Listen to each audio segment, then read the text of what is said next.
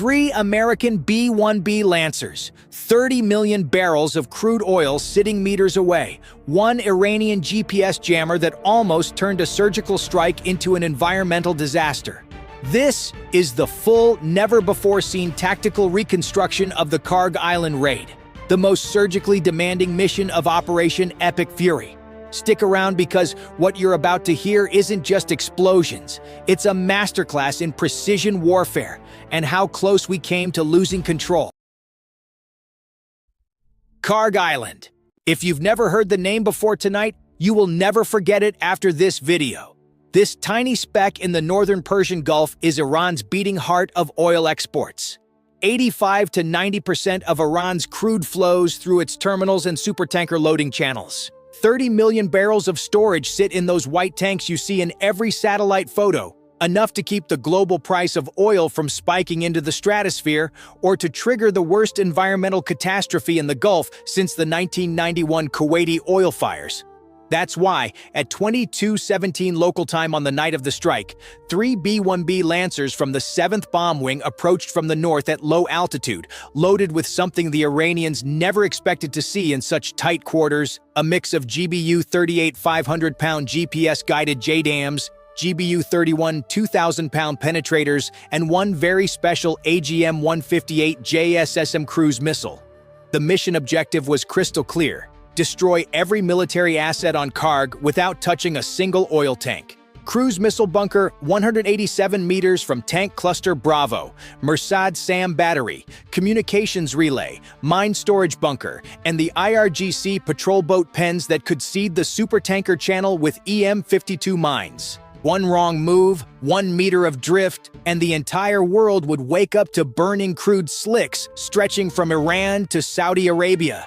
The B-1 crews called it the tightrope walk with 200,000 pounds of high explosive. They were about to find out just how narrow that rope really was. The bombers are 30 seconds from release when everything changes. Iranian electronic warfare operators flip the switch on a mobile GPS jammer hidden in the hills above the island. Not a weak commercial jammer.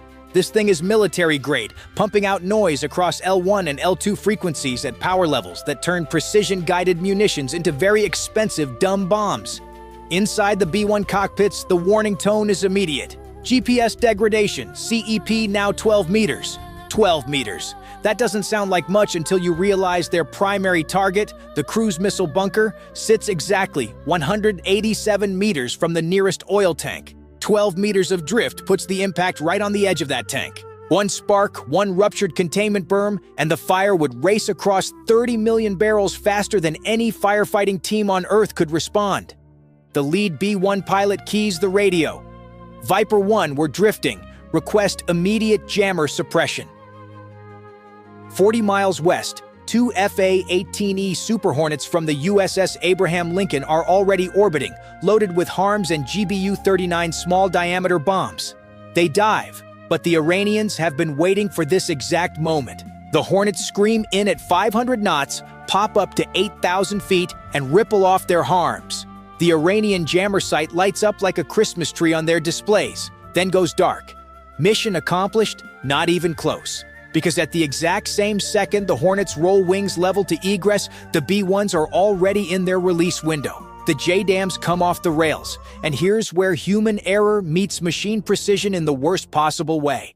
A deconfliction software glitch, later traced to a rushed update in the Link 16 network, fails to flag that the Hornets are still inside the bombfall line. 4 seconds. 4 seconds is all that separates the Super Hornets from a direct hit by their own side's 500-pound JASSMs. The FA-18 pilots hear the call, "Bombs away!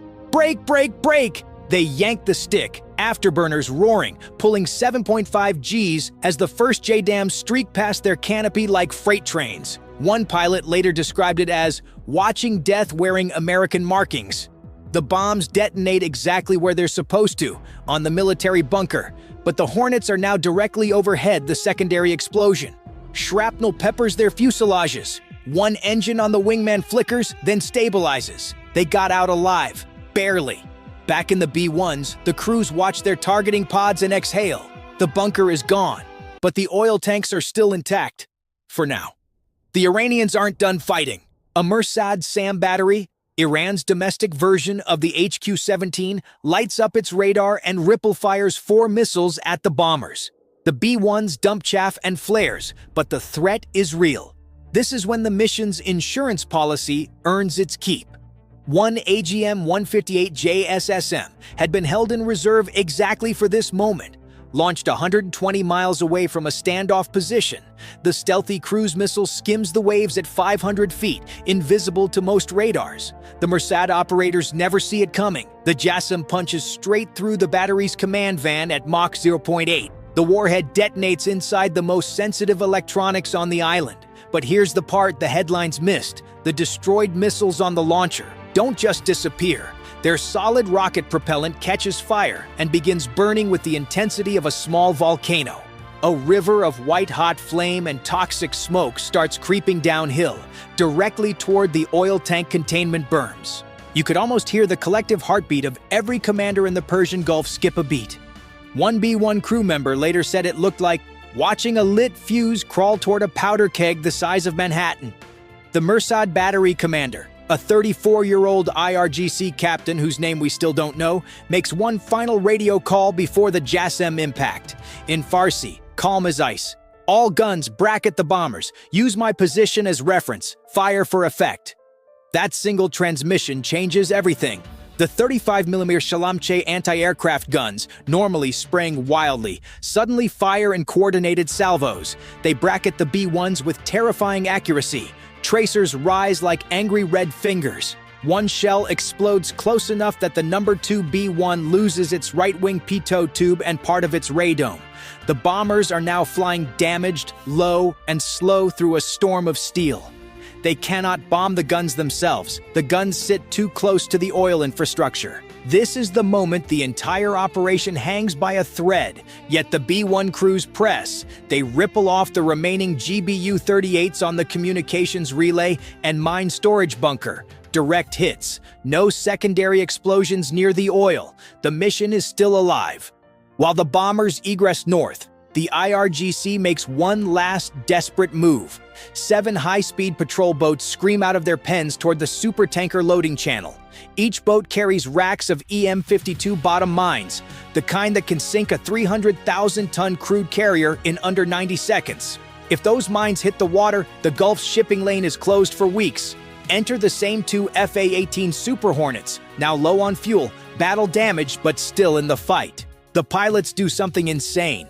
They descend to 200 feet inside the envelope of the 35mm guns and switch to laser-guided GBU-54J dams. No GPS this time. Pure laser spot from their pods.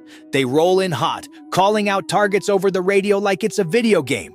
Laser on, pickle. One by one, the boats disappear in orange fireballs. 5 of 7 sunk.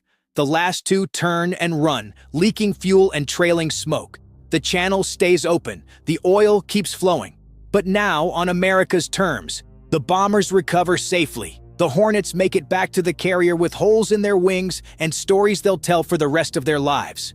Kharg Island's military capability is crippled. The oil infrastructure, against all odds, remains untouched. But the lessons are crystal clear. GPS jamming is no longer a theoretical threat. It nearly caused friendly fire and an environmental catastrophe in the same 60-second window. Deconfliction software must be bulletproof when you're operating this close, and never underestimate the will of a single determined defender with nothing left to lose. That Mersad commander's final transmission didn't save his battery, but it damn near saved his island. So what do you think? Was this the most intense precision strike you've ever heard broken down? Drop your favorite moment in the comments. The GPS drift, the friendly fire escape, the burning propellant, or the Hornets diving through AA to stop the mining op. If you want a full sequel on the next phase, the Strait of Hormuz mining crisis, smash that like button and let me know in the comments. I read every single one.